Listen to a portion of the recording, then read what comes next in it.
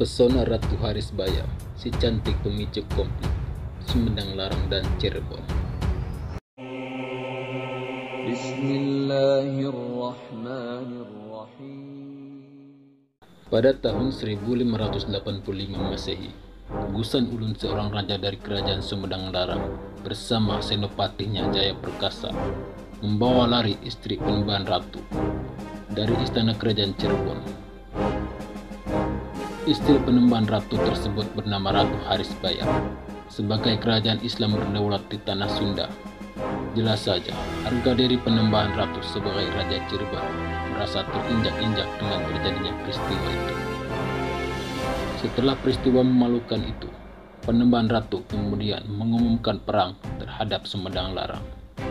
Mendapati tentangan dari Cirebon, rupanya Sumedang tak bergeming, sebab bagi Gusan Ulun, Ratu Harisbaya harus menjadi istrinya. Kisah pertempuran antara Cirebon dan Sumedang Larang yang disebabkan oleh dibawa larinya Ratu Cirebon dikisahkan dalam beberapa naskah klasik, di antaranya naskah Pustaka Kertabumi, Babad Sumedang, dan Babad Limbangan. Sebelum terjadinya peristiwa dibawa larinya Ratu Harisbaya oleh Gusan Ulun yang menyebabkan perang antara kedua kerajaan tetangga ini, didahului oleh kisah yang amat panjang, yaitu kisah di mana penembahan ratu, Gusan Ulun, dan Harisbaya masih muda. Ketiganya merupakan murid dari Hadiwijaya yang dikenal dengan Jagat Tingkir atau Sultan Pajang I. Sunan Gunung Jati yang tak lain merupakan buyut penembahan ratu, dikisahkan mengirimkan penembahan ratu untuk belajar ketatanegaraan kepada Jagat Tingkir di Pajang. Demikian juga dengan Pangeran Santri, beliau mengirimkan anaknya Gusan Ulun ke Pajang untuk menuntut ilmu di sana. Sementara Harisbaya sendiri dikatakan sebagai seorang putri Madura yang mengabdikan diri di Pajang. Prestasi penembahan ratu di Pajang terlihat begitu gemilang.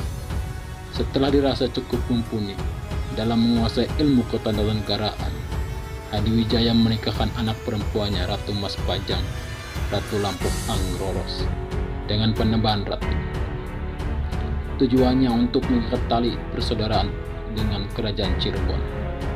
Kelak, ketika penembahan ratu menjadi raja Cirebon, Ratu Mas Pajang kemudian dijadikan permaisuri kerajaan Cirebon. Sementara itu, Gusan Ulun yang dianugerahi wajah tampan ternyata terlibat cinta lokasi dengan Harisbaya.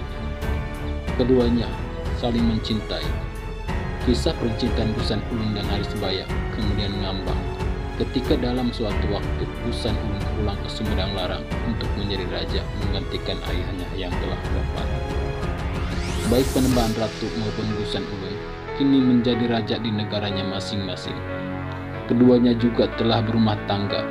Setelah beberapa lamanya waktu, tersiar kabar bahwa di Pajang Hadiwijaya meninggal setelah terjatuh dari gajah tempurnya pada saat menghadapi pemberontakan yang dilancarkan Sutawijaya, anak Ki Ageng Pamanahan di Adipati Mataram.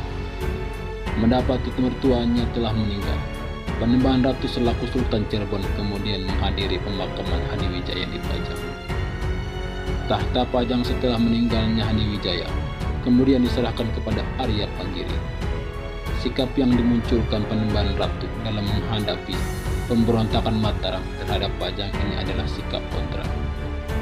Beliau tetap mendukung Pajang di bawah Arya Panggiri. Atas sikap penembahan ratu yang mendukung Arya Panggiri, maka kemudian Arya Panggiri menghadiahkan Harisbaya kepada penembahan ratu. Setelah peristiwa itu, maka resmilah Harisbaya menjadi istri kedua penembahan ratu. Pada mulanya, perkawinan penembahan ratu dengan Harisbaya berjalan lancar. Bahkan, tidak lama kemudian, Harisbaya mengandung anak dari penembahan ratu.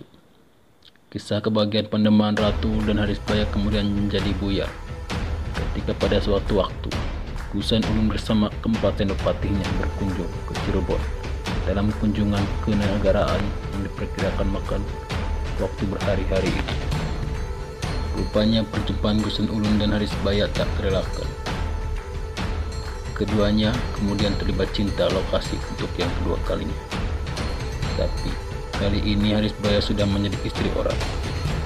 Gusan Ulun pun sebenarnya sadar betul dengan keadaan itu. Ada kalanya beliau menjaga jarak. Jika Gusan Ulun mampu menahan cinta yang melonjak, maka tidak demikian dengan Haris Baya. Ia memilih menerjang rasa malu demi berjumpa dengan Gusan Ulun, kekasih masa lalunya. Dalam perjumpaan terakhir sebelum Gusan Ulun pulang ke Sumedang Larang, rupanya Haris Baya memohon dengan berinang air mata pada Gasar Ulun agar membawa serta dirinya ke Sumedang. Tentu saja hal tersebut ditolak oleh Gusan Ulun. Tapi cinta rupanya buta. Gusan Ulun merasa gelisah dalam pikirnya. Terbayang permintaan Haris Baya yang diiringi linangan air mata itu.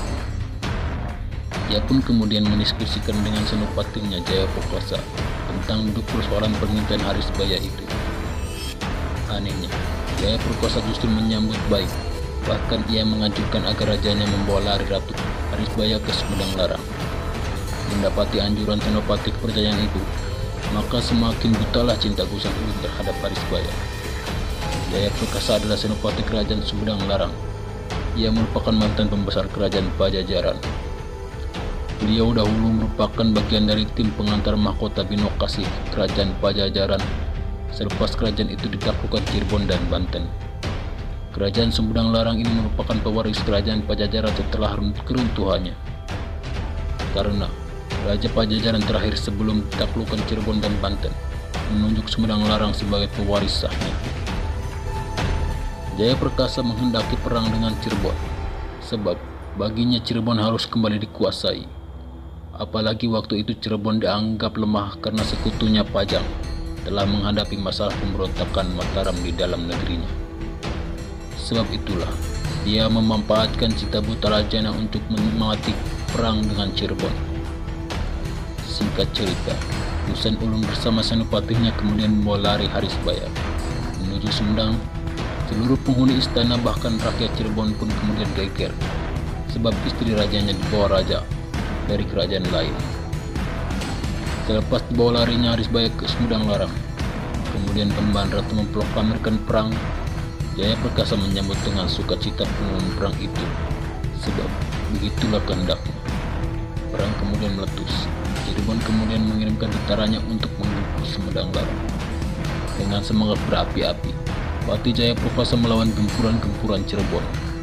Perang sengit antara dua kerajaan tetangga ini baru reda setelah Cirebon berhasil menewaskan Pati Jaya Perkasa.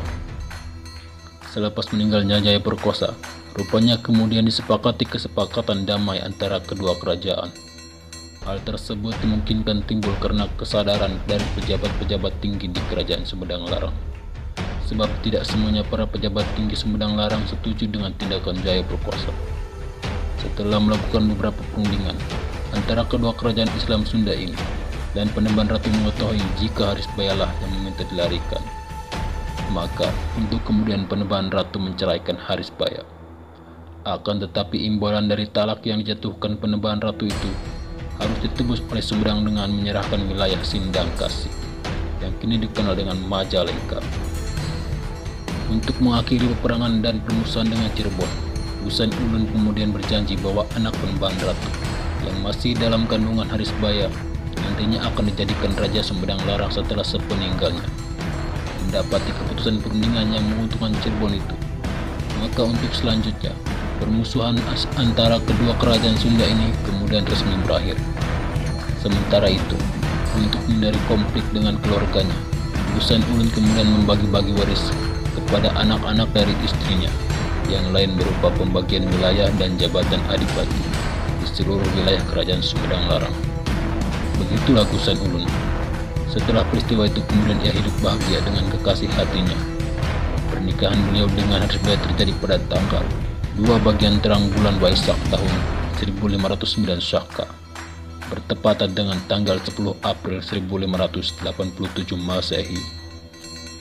Demikian sejarah perang antara Cirebon dan Sumedang Larang. Terima kasih telah menyaksikan video ini sampai selesai. Dan jangan lupa untuk menekan tombol subscribe, like, komen, dan share.